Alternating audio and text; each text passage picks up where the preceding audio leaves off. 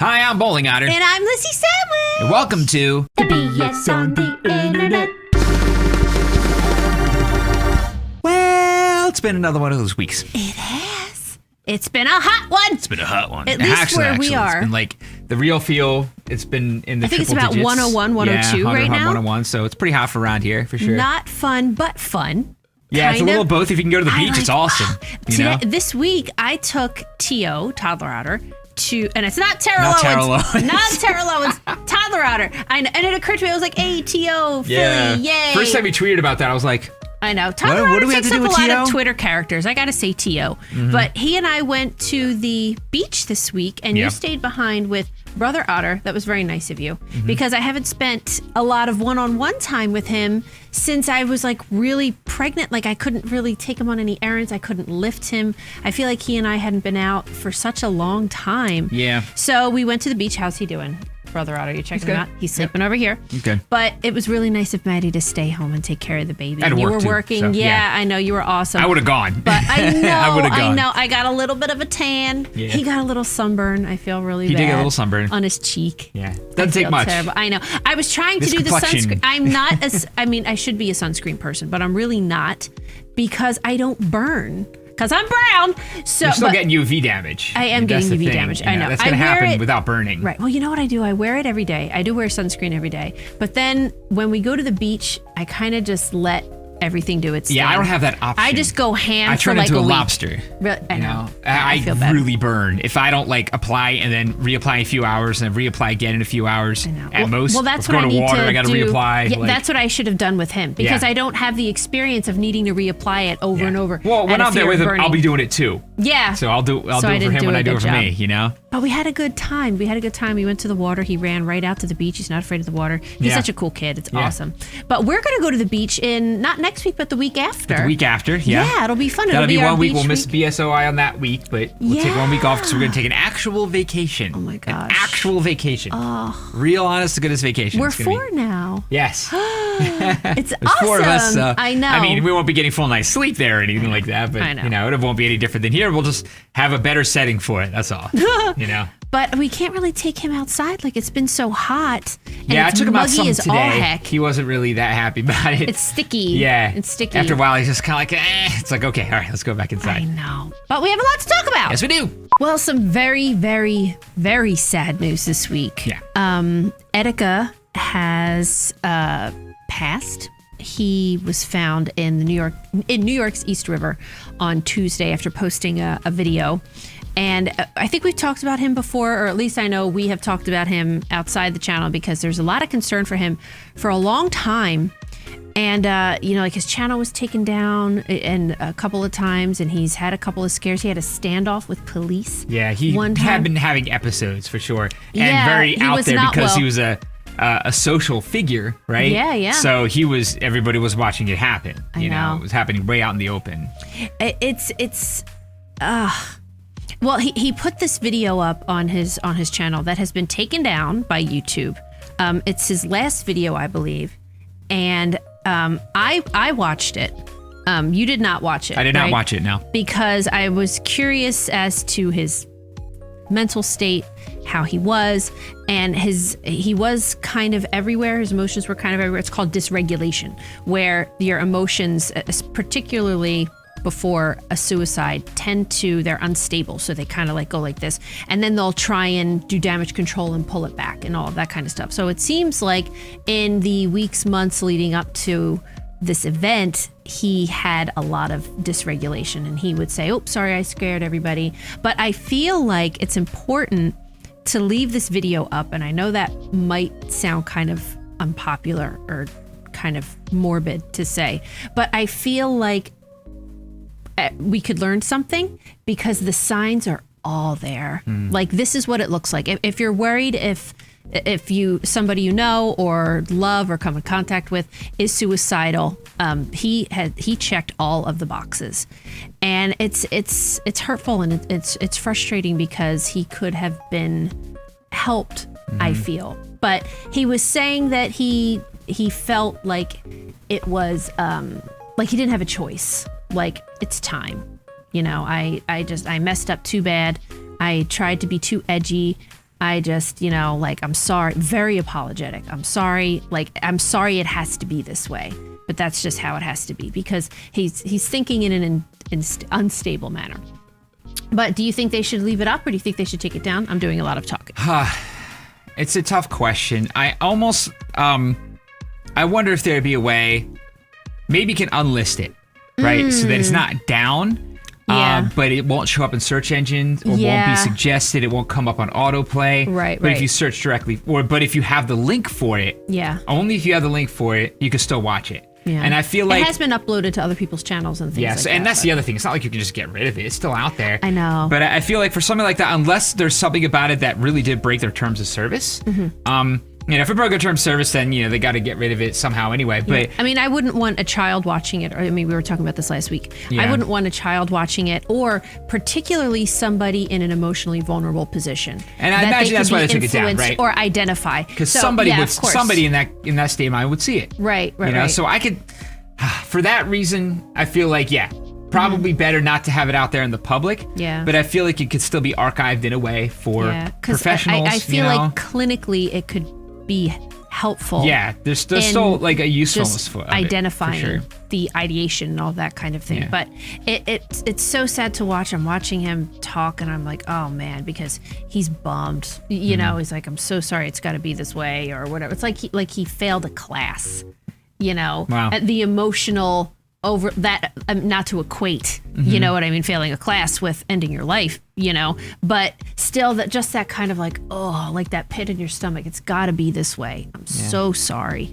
Just, I tried. I'm too everywhere and I won't get to see this. I won't get to see that. But it is what it is, right? Yeah. To feel like they don't have a choice is a big indicator. But this really is sad.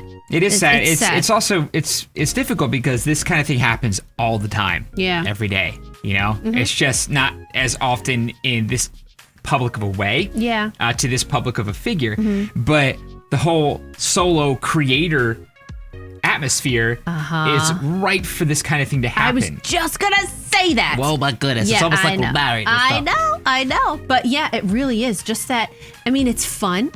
We're not full-time. It can be lonely. But yeah, you're in this self-imposed isolation. Yeah. You're just, we're in a basement. It's a beautiful day outside. Yeah. If we did this full-time, how many, would we go outside? Would we have a reason to go outside? There's some countless articles about Twitch streamers and such who just spend way too many hours in front of it and get depressed. Yeah, of course. So it's kind of because time is money. It's enabling, and for somebody that has that maybe they have a proclivity for that kind of thinking. Yeah. Or leaning for that kind of thinking. It's kind of enabling. It's an unhealthy thing for somebody like that to do, I think. Yeah. You got yourself pretty stable.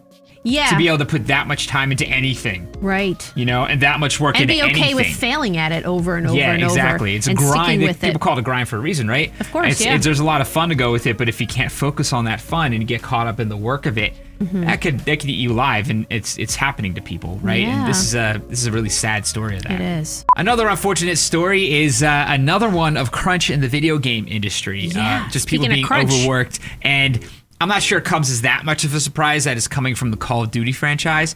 These games come out every year. Yeah, Granted, they are two different development teams, but every 2 years, these are very huge budget. They hang their hat on having crazy set pieces and looking visually amazing. Yeah, and having their mechanics super tight.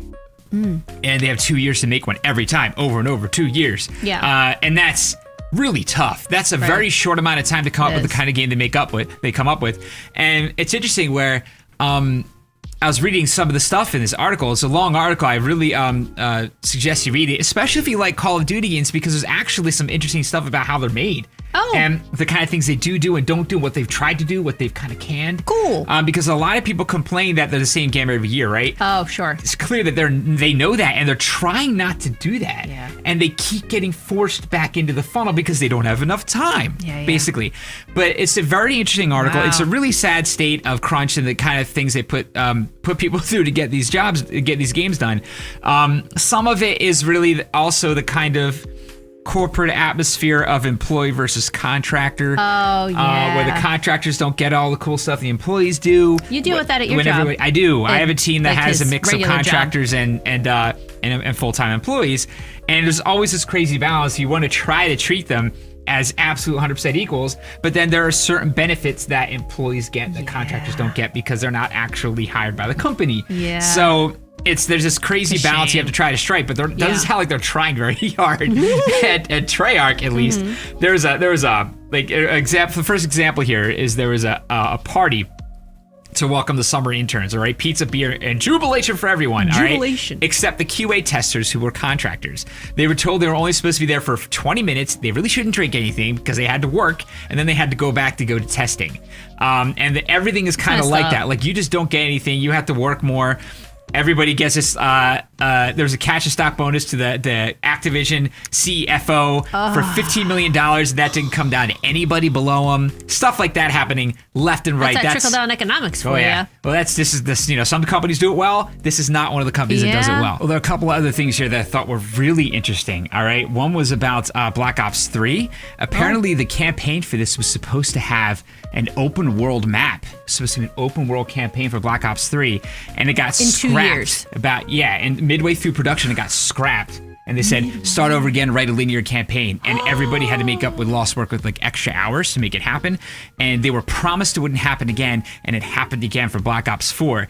They had this crazy, really interesting idea for a 2 versus 2 campaign mode in Black Ops 4. Wow. Where it was going to be multiplayer and team-based, where they had like 4 players would get in a server. 2 of them would be on either side. They would have like one would be on like defense, one would be on offense. And they would play, and depending on the outcome of their match, that would steer the story. But it would be a full-blown campaign, but the gameplay would be 2 versus 2 multiplayer. And apparently they did the whole thing. Everyone was really happy with it. The studio head comes up and says, hey guys, you did a fantastic job. Everyone's really excited. It was done at the end of 2017, all right? And then right after Christmas in 2018, they said they were cutting the campaign, just cutting it. Technical concerns, timing issues, and according to one person who was there, negative feedback from playtesters who felt like the gameplay was too repetitive. So they got rid of it, and they wanted to tell them to morph it into a traditional single-player story. They said, what if we spruce it up, put in more explosions and set pieces, made people get that classic Call of Duty feel, but they didn't have enough time. So this is how Black Ops 4 ended up. Do they want people to hate their job? Well, this is why Black Ops 4 was only multiplayer. It wasn't because they intended to be multiplayer. Only multiplayer. They wanted a campaign mode. And instead, because Red Dead Redemption moved their launch from spring 2018 to October 26th, it was Black Ops was supposed to come out in November. Then they bumped it back to October 12th so they could beat it. So they lost a month on top of all that. Oh my God. And they said, I'm so mad for them. And they also said if we got rid of the campaign, they'd only have 2 modes. A traditional player versus player multiplayer and the zombies mode. And they said, well, everyone's going to get mad if this is the only 2 things in this whole game. Everyone's going to be mad. So they're like, well, this Fortnite's a big thing, right? And PUBG's really big. Why not do a battle royale mode? And that's how they ended up with Blackout. And they said actual development work on Blackout didn't start until 9 months before launch. Everybody just kind of scrapped it together. They said it's kind of a miracle that it happened. It actually turned out very good for what it was. But that also explains why it feels just kind of like a better skinned PUBG. But they actually did a pretty darn good job with it. It's a fun mode. But man, it was a total afterthought. It was an afterthought for Battlefield 5 as well. Battlefield 5. I forget what last one was Battlefield 1, so that threw me off. Yeah. But that threw me off for Battlefield 5 too, or rather, it was an afterthought for them. But then they just released it later, right? But then not as many people played it. A lot of people were kind of over the idea by the time it came out. Yeah. So maybe they made a good business decision, but boy, they put people through the ringer to make it happen. Oh, man. And there's a lot of really interesting anecdotes throughout the article. If you like Call of Duty, if you're interested in game development at all, even beyond the whole crunch thing, it's actually an interesting read. Yeah. I thought it was cool to realize, they're really trying to do some creative stuff. An open world map. A 2 versus 2 campaign. Well, they gotta give them time to do it. They're not giving the time, the option to do it. And they even did that 2v2 campaign. Oh my God. They finished it, and they still got it cut. And they have so much money. I know. They could pay these people. Money. If I was getting paid for it, I'd be like, hey, it'll be nuts and, but like if really they're not paid. gonna be, Like really totally like paid, hooked up like some of these guys are. Oh man, but it's still, tough though. that's not, and then at what point is too much? Because I could see if you get paid a ton, you think, oh, I'm going to get paid a lot of money. I better go in and do a good job. And then you burn out. And I just, the other thing to I'd keep in rather mind, wait though, for the game. If for a game like this where they throw that much money at it, it has to sell millions and millions and millions of copies to break even. So they want to be sure. So that's why they have to push themselves so hard to make sure that it's an amazing game and everybody loves it, because if they don't completely destroy the sales, they don't even break, they lose money on it. Like their margin of error is so small, it sounds like a terrible plan, right? But for it to be like that, why would you make the margin of error so small? But that's another issue with the game industry. But oh my gosh. more stuff like that. Wow. All right, guys, well now it's time for What You Watching? What You Watching? Okay, so something I watched recently on the Curious Jack YouTube page, there's a video called The Deadliest Movie of All Time. This came up because I've been watching a lot of TCM. It's so weird, Turner Classic Movies. We put it on overnight because the baby keeps getting up overnight. And we need a little bit of light so in it's the a little room. bit of light, a little bit of sound to help everything smooth over, right? And it's always very boring and even keel with TCM. But I love old movies. Yeah. So I suggested it's been interesting. And Some of the I stuff was like, I've seen. let's put on TCM. There could be some good ones, there could be some bad ones, but it's not something that's like hilarious, that's going to keep you awake, or something that you're super interested in. It's just going to be a movie you probably don't know. It's going to blend into the background. It's going to blend. Yeah, exactly. So anytime John Wayne comes up, I think it's hilarious because, like, well, what do we gotta write about? Yeah, right. Every time He's he just talks, discovering like, John oh Wayne. my god! I mean, I know who John Wayne is, and I've always think of like, hey there, Pilgrim. Like I've always seen him like the cowboy. Yeah. But if you see him in any other setting, it's like, oh, wow, weird. This is not very good, is it? But I thought it was hilarious. I think it's funny. And when this movie came up called The Conqueror. And Lissy's like, well, have you ever seen The Conqueror? He plays Genghis Khan. And it's like John Wayne playing Genghis Khan. He's a white guy, white man. So I was looking it up just Khan. to find out like just something about it. And I found this YouTube video. You guys got to watch it. It's only a little over 2 minutes long, all right? But it talks about how it's the deadliest movie of all time, meaning where they were filming it, it was near a nuclear testing facility for like the military. Downwind. So So about half the people that worked on this movie died from like cancer complications, radiation complications later in life, including John Wayne. This movie literally killed him. It's also considered one of the worst movies of all time. And it only exists because John Wayne found the script in the trash can and told his agent, I wanna do this movie and I want to be Genghis Khan. Why and did they think this was a good idea? It was a bad movie and it killed half the people. I mean, it was an amazing story. It told in about 2 minutes. I would really suggest you click the link below to watch it. So what we were watching this week was Us. We finally saw Us. We haven't been able to get out to a movie theater in a while because of the little ones. So we wait for them to come out on digital. And this finally came out so that we could rent it. We would have to buy it. Yeah, we had to wait. We'll also wait for it to go on rent. Like we could have bought it for $25. But I know. We were like, do we need to buy it? We could rent it for like $5. I know. We were like, let's wait a couple weeks. We'll rent it. Yeah. So we finally saw it, and oh my god, it was good. Yeah, 94%. I did say that. 63% from the audience. I wonder why that is. Huh. But so it's I know more we're of a critically probably acclaimed thing. Yeah. Okay. So I know we're, late to the party on this because these are our lives, but still, I thought it was really, really good. Have you guys seen Us? I was tweeting about it, and a bunch of you replied and said, like, yeah, it was really good. I'd love to give it another watch sometime. Yes, it was a movie that had one of those endings where you're like, I kind of want to watch it all over again knowing that. You know, one of those kind of things. There's like a reveal that affects everything before it. The cool movie. Yeah. We can't really talk about what it's like about without spoiling it, can't right? talk. I know, because it would be a complete spoiler to even discuss it. But I think as far as Jordan Peele's two movies, Us and Get Out, I feel like Get Out was a bit better. Yeah. But this is still really good. Yeah. If Get Out hadn't come out and this came out, my mind would have been blown. Yeah. I still really liked it. Yeah, same, I really liked it. And Tim Heidecker was in it. Yeah, Tim Heidecker. We were like, Tim. It was funnier than I expected it to be. There's like a decent amount of legit funny moments. There was a boat named Biatch. I was very with the word yacht. It's like BEE-YACHT-CH. Biatch. I think it was something like that. Yeah, something like that. And I was very excited about that. Yes. I was like, Biatch. A boat named Biatch. But like it's like off to the side and just kind of like they nobody didn't actually says it out loud. Nobody said it's just anything there. about it. There's moments like that, where like just some nice like subtle humor introduced into it. Right. A lot of the places, but it's also pretty creepy too. Yeah. There were some scary moments. Lupita, man. Oh, Lupita Nyong'o is awesome. Lupita's just good in everything she does. Yeah, man. she's Lupita. I just love Lupita. And if nothing Nyong'o. else, this solidified for me that whatever Jordan Peele does, I'm gonna put on my list as a must-watch. Yeah. So I loved Get Out. I really, really enjoyed this. I would definitely recommend it if you haven't seen it. Watch it. Okay, it's time for the subreddit of the week. And this week is Not My Job. Not my job. Right? Okay. So it's shoddy jobs gone wrong. Do you ever see somebody goes like, who the heck is doing this? Yeah. So for example, installed the soap dispenser, boss. Oh, boss. Install the soap dispenser, comma, boss. Oh my God. Oh no. Watch.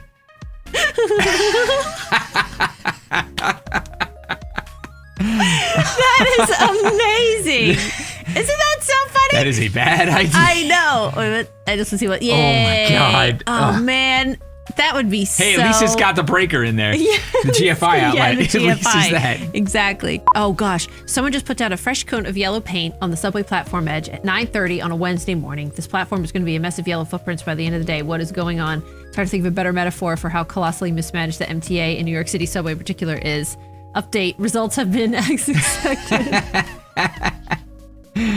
Yeah, that's a terrible idea. I know. And then you have paint on your shoes, you Yes. know? Made the name tag, boss.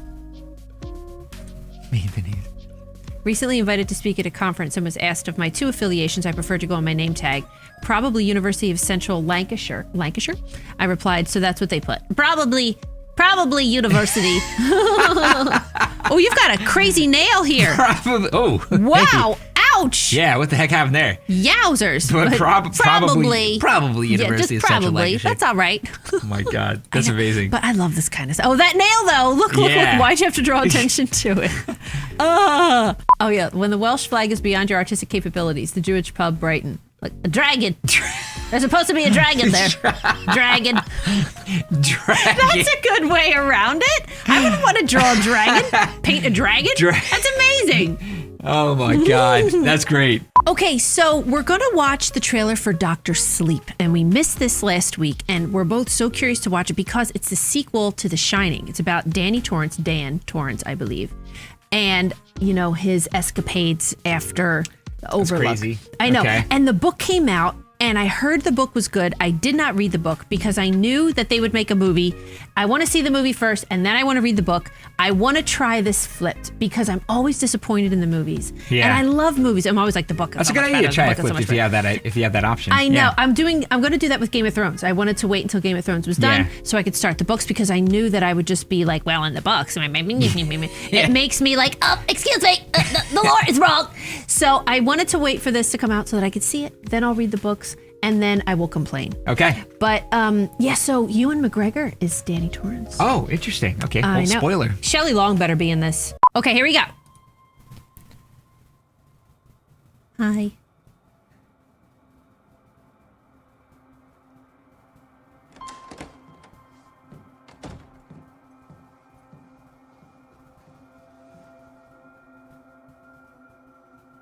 I like the apostrophe. It's whimsical. Morning. Morning. With the smiley face. Yeah. Oh.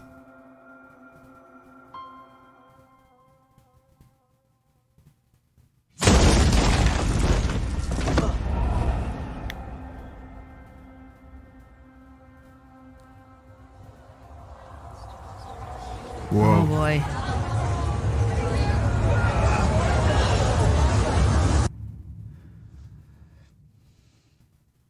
Just talk to the kid.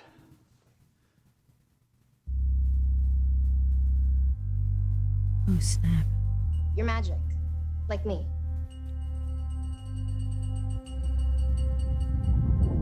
I need you to listen to me.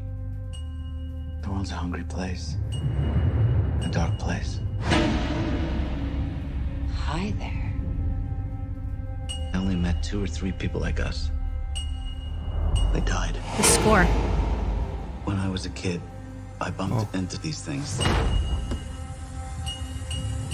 337. Oh. Oh my God, that's Amos. I don't know about magic. I always called it The Shining.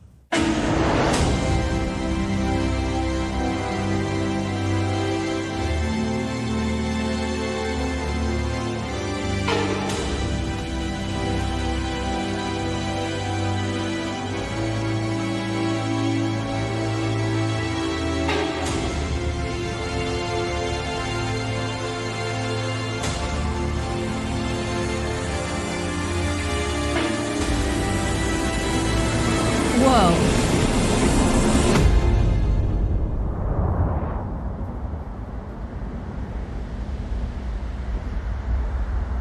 Does he go back to the hotel? Oh, wow. No way.